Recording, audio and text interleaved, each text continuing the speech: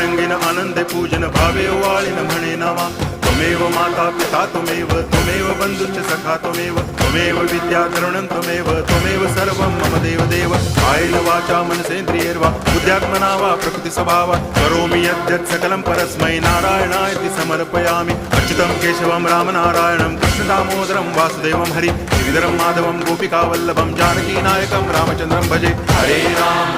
Ram